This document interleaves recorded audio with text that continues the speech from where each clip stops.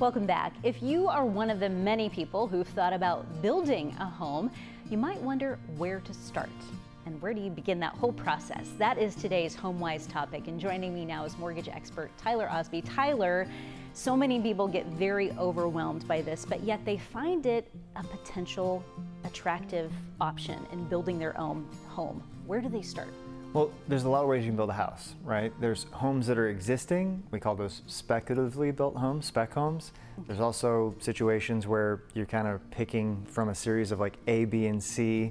It's a very simple build. They call that like a custom, but it's not like a true custom, right? Okay. Like it's very simple, build your own type of package. And there's like a full custom where you're going way overboard. It takes months to design.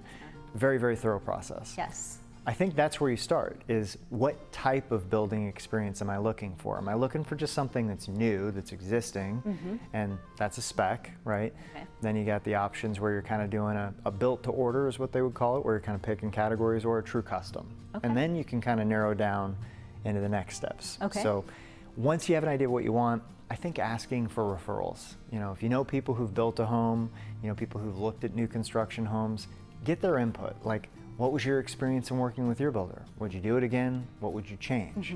And then tour the homes that you're interested in looking at, or homes that builder's built. I think this can actually be a fun process for people who are totally. interested. Fun, but maybe just a lot. But if you're into it, go for it. Behind garage door number 2, I think this is important to talk about too. You wanted to mention protect yourself. So why Yeah. did you include this with the topics? Well, I see a lot of people build homes and they're like deeply unhappy with how the process goes or the end result. And when I have my own personal experiences, sometimes I'm like, well, yeah, I'm not surprised, right? They kind of have a reputation for that.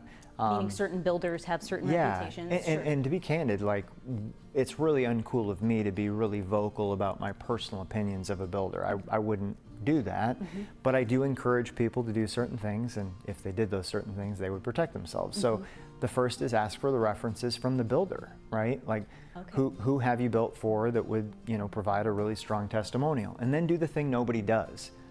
Call the references. Okay. Hey, you know, I heard you built with ABC Builders. What was your experience like? You know, what'd you learn? Would you do it again? You know, would you recommend them? And then lastly, just read reviews. Like, it is shocking how simple it is to determine how good or bad a builder is based on the reviews. And the only nuance I would offer to that is some builders have gotten kind of clever and understanding that people are going to go read reviews, and they have people write reviews about like their sales reps or, you know, something that's not really about the house. What I recommend is find the people who own homes, see what the homeowners have had to say, and let that be your kind of judgment call on if you're interested in building with them or not. Okay, Tyler. Yeah. Good information. Thank you so much. If you would like to share what you have learned here today or check out our other HomeWise segments, be sure to visit WHO13.com.